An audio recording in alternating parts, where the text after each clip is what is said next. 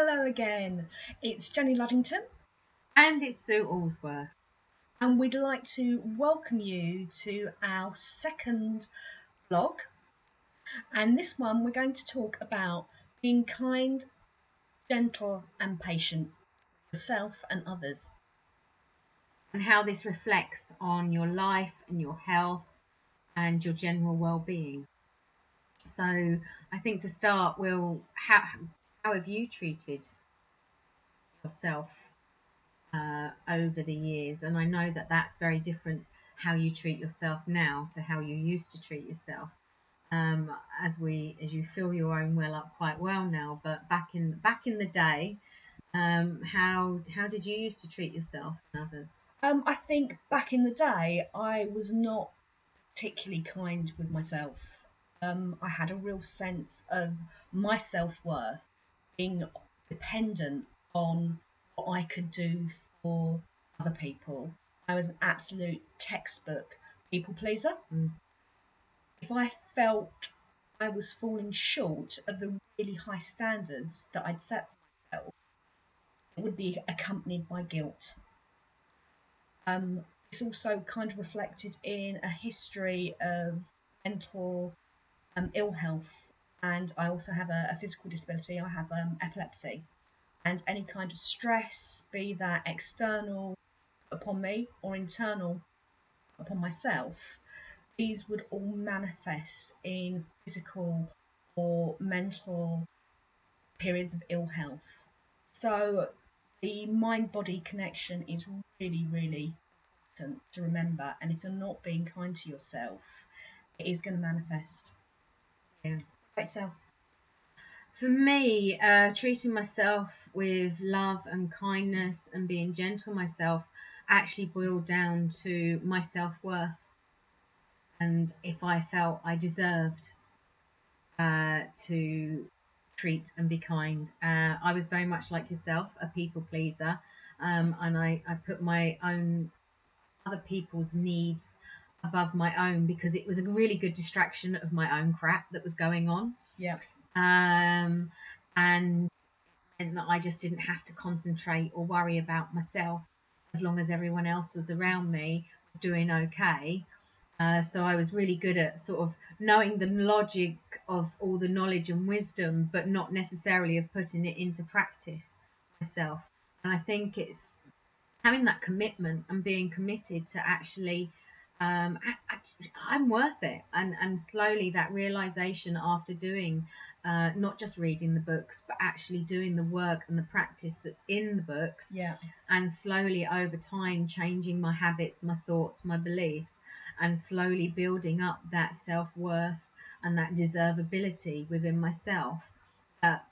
Actually I need to look after me as well. If I'm not good, then I'm no good for Right. helping others. And the better that I am, the more grounded I am for helping others. And I, like yourself, had a serious illness in my 20s that I had to heal. In the end, heal thyself. I had to stop trying to sort of heal others and the world and bring it home and look after myself.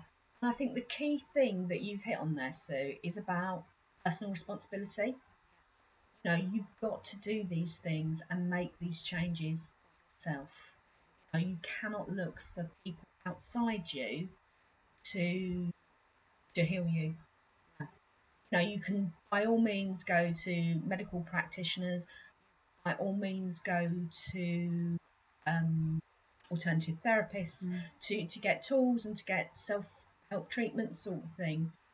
But the actual bones of being gentle, kind and patient with yourself is all about you and you making those changes.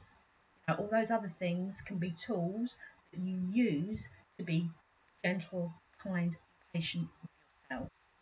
But those actual changes start and finish with you.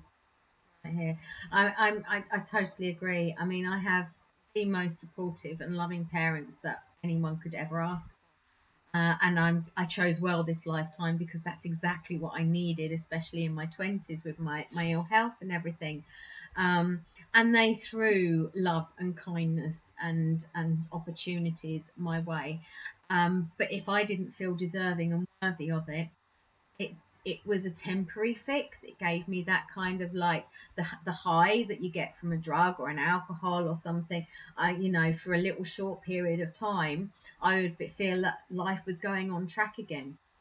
But then I didn't continue it because I didn't believe that I was good enough. And I think now one of my best phrases that I use for anything in life, if I'm about to do something, partake in something, be with someone, I ask myself, is this for my highest good? Doesn't matter what anyone else's highest good is this for my highest good? And I now listen to that, and that's probably one of the best ways that I've learned to be kind with myself, because by asking that simple question, is this for my highest good, is what we do for our highest good, is and if the answer, if the little voice in my ear is going, no, no, no, no, you're repeating the same old thing again, don't do it, don't do it, run away, run away. Whereas before I would ignore that voice and carry on anyway, regardlessly, therefore self-sabotaging myself and self-damaging myself. Now I ask the question, is this for my highest good? And I will feel it. I will feel it in my body, I will feel it in my heart, and I will just know there will be a silence almost, because the answer is yes, this is for my highest good. So, and I make sure now, especially with the help of Jenny here, since we hit 40 last year, we've actually made it our mission to have fun days out and achieve some goals and dreams, nothing to do with work. It's just personal little goals and dreams that we've wanted to do for so long, but haven't had the right buddy, the right time. Or we've not been in the right place to do it and appreciate it and accept it for what it is. And so having those days out that we have out replenish my well in other ways, and I enjoy it even more, and that enjoyment lasts longer because I know I'm worthy and I know I'm deserving. And what Sue was saying about filling your own well, think, and I'd encourage you to think of the things that you love to do and how can you achieve those. And they do not have to be adulty at all. In fact, I suggest that they are the most least adulty things that you can personally do. Sorry, butting in there. No, that's fine. You think of the things that you'd like to do and you make the time to do them in scheduling ways, because an event that Sue and I recently went on to go and visit the Globe. Now we're Folkestone, just outside of London, really, not very far at all. I've been wanting to go to the Globe for about 2 years.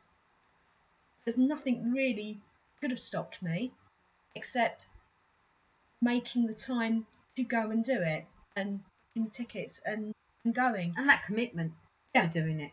Say you're going to do it, making that time. It's as soon as Jenny mentioned she wanted to go to the Globe, I was like, okay, when? Let's get our diaries out. You don't put it in the diary. Okay, it might not happen because life happens and something comes up or what have you, and you can change. But if it's in that diary in the first place, you've got a platform where to then go from. But if you just keep saying, we're going to go to the Globe one day, we're going to go to the Globe, when's that one day ever going to come? Yeah. No, plan it, do it. Think it, and bring it into your reality. I have a phrase, you're a long time dead and you're a very short time alive. And I think as the older we get, we realise that even more so. And now is the time, don't put off today what you could do within the next few months, week, year. Find the buddy, find the right person to go off and have your mini adventures with, and have the days out that you deserve, that you wholeheartedly deserve when you're working hard, either in a job or you're a mother or a parent looking after children. Life is stressful enough, and we all need to remember to go and have some fun next time, as often as we can. And, get rid of any guilt associated with treating yourself. Burn the nice candles, Go have that manicure. Invest in yourself because you are worth it and you are deserving of all good. So I will leave you with this question. How do you fill up your well? Yeah. How do you look after yourself? And if you don't feel you're worthy or deserving, how can you change that mindset? And on that note, our next podcast is actually how to be kind to your mind. So for this week, it's a thank you for tuning in once again. And again, if you'd like to leave any comments below and communicate with us, and we will endeavour to get back to you as soon as we can with any questions or any thoughts or any ways that you really enjoy replenishing your own well. What fun do you have? What adventures? What adventures? We want to know because we might add them to our list, you see, because our list is ever growing. So until the next time, you can find Jenny at All Heart Led. I'm on Facebook, and if you follow me there, you'll find links to my blog. And you can find me, Sue Allsworth, at AuthenticSmile.com on my website or Authentic Smile on Facebook. So hope you've enjoyed the second week and second session. We look forward to seeing, or not seeing you, but seeing each other again and having a chat, and look forward to the next time. Very much. See you on the flip. Bye.